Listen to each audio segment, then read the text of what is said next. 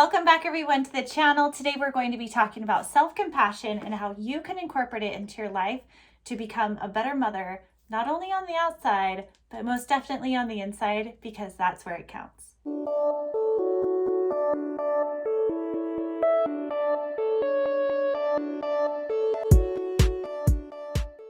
Hey everyone, it is Fearless Friday and this is Camille Walker with Call Me CEO. Today we're going to talk about something that I get asked about a lot, which is self-compassion. How do you know if you're self-compassionate enough, and how do you give yourself the kind of compassion you deserve? Well, I'm going to break it down to 7 rules to follow really quickly and easy wins where you can find more self-compassion today. Number 1, I want you to think about what makes you unique. You know, each of us has different experiences that we've gone through, and the more I've been a mother and the longer I've lived my life, I realize that any judgment that I felt in the past is often because I have not yet experienced what that person is going through. And I will oftentimes, in my younger years, and even as I continue, see things and look at things in a way and think, why would they do that? Or why would they choose that? Or why is their child out of control? And then you get older and you experience those things and you become smarter. And you become compassionate. You see that person going through that thing, seeing that person with a child that's tantruming or having the issue, whatever the case may be, and you have compassion for them. Well, I want to challenge you, my friend, to think about the things that you're experiencing as a mother. And imagine, if you will, what you might say to yourself in the future. Give yourself, 20 years from now, say you're 60 years old and you're looking back at yourself as a young mother now, and I want you to look at yourself and talk to yourself with the same compassion you would afford to someone else. The key to becoming compassionate is to think about yourself in a way that challenges those unique parts of yourselves and embraces them in this learning process. Listen, we're all imperfect. We all are here doing things for the very first time, whether it's becoming a mom for the first time, a mother of 2 for the first time, a mother of a 3-year-old for the first time, or maybe starting a new job. Each of us are going through different stages and learning along the way. Please afford yourself the compassion that you would give to a stranger once you've gone through a similar experience.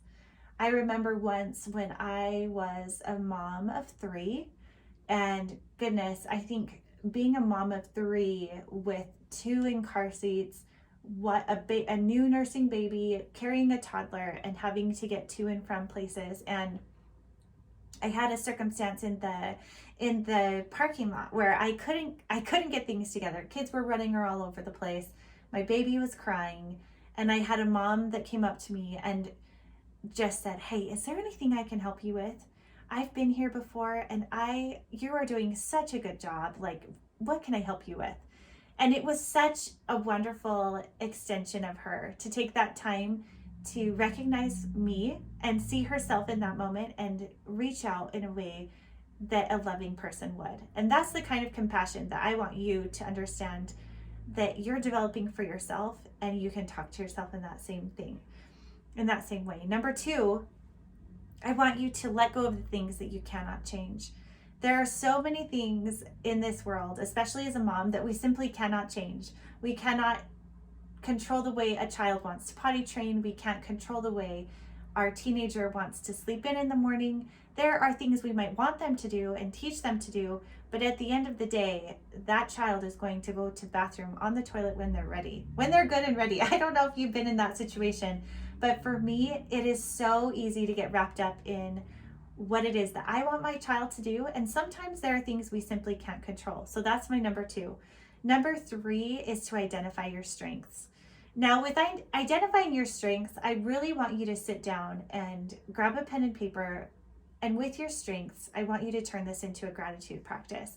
Because I have found that when I take a minute to sit down and think about the things that are good, or the strengths that I do have, and tie those in with gratitude, I often find that those are the times that I really feel more connected to really what's going on in the present moment.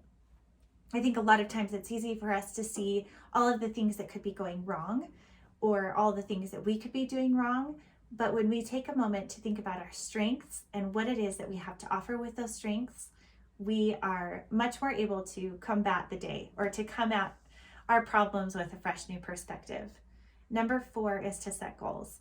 Now, this I give you with a little piece of warning, because by nature I tend to be a goal setter to do all the things.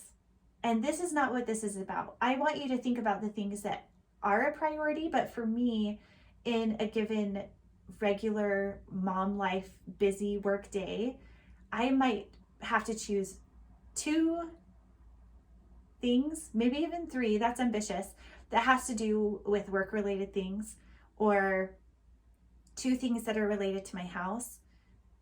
But that's it. Like, you really have to make those specific goals, and if they're not important, they can wait. And if they haven't gotten done, then that's okay too. You can move on to that next day.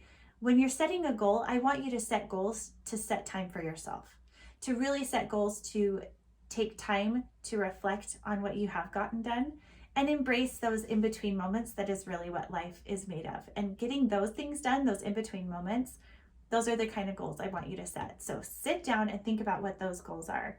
Number 5 is to celebrate your accomplishments and to really appreciate the time that you have put into whatever those goals are. When you're checking those things off the list, take a minute to pause and pat yourself on the back and think, I did that. And really celebrate those moments, because if we're not taking time to celebrate, that teaches our kids as well that we're here to just be doers of things and not actually live in that moment. So really take time to celebrate. Number 6 is to prepare. Now, I don't know about you, but weeks that I don't prepare for my week ahead, I find that I feel more frazzled and I'm harder on myself. So if I'm going to be more compassionate with myself, it always turns out better if I have somewhat of a plan in play. So for me, that's taking 5 minutes the night before to review with my husband what's happening the next day. On Sundays, we take time to review the week and talk about things that we need help with each other for. And I do this with my kids as well. We really try to plan and prepare. Grocery delivery saves me every week. And I think it's things like that can really help you ease anxiety and stress. And we know that if we are practicing self-compassion, we offer ourselves less anxiety and less depression. So giving yourself that space to just plan as best you can, but also be willing to, let things go. Like we talked about, number 2. Number 7, and this is the most important, is to be kind to yourself and to think positively. There's so much power in our minds, and self-compassion is the only way to really live our lives, because we are with ourselves all of the time. The space that you keep in your mind is literally where you live. I was explaining this to my daughter just the other day and saying, wherever you go, no matter where you are, if you're in the school bus, if you're in your classroom, if you're at home, you need to become best friends with the person that lives inside you, because no matter where you go, there you are. And she thought that seemed really kind of bizarre. Like, well, why would I need to be my own best friend? And I think we oftentimes forget that there is so much strength that can come from really appreciating ourselves and talking to ourselves in a way that is compassionate. One of the leaders in this way of thinking is Kristen Neff. And she says, for example, rather than saying, I'm a patient and understanding mom to my kids, think, I'm going to be kind to myself.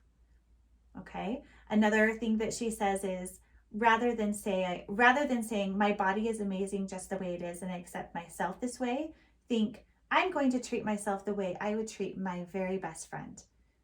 Do you see those slight twitch changes that she made, where she talks about it's not only about accepting and loving yourself, but simply treating yourself the way you would a best friend.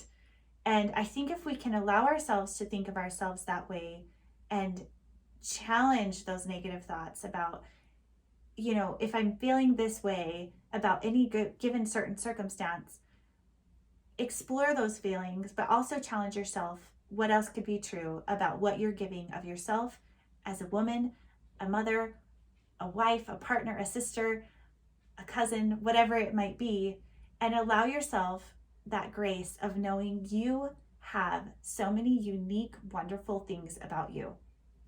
You are not here to simply do a task list. You are here to be and to love and to live. So I hope, my friend, on this Fearless Friday, that you take these challenges and just pick one. Maybe it's just to recognize your strengths. Write down your strengths today and think about what it is that you appreciate about those strengths and that gratitude that you have for those strengths. I love you. I'm here for you. I'm cheering you on. I hope that you find peace within knowing that you are exactly who you need to be and you're amazing. Thank you so much for listening. If you enjoyed today's episode, don't forget to subscribe, like, and comment below telling me a strength you have as a mom, because you are amazing.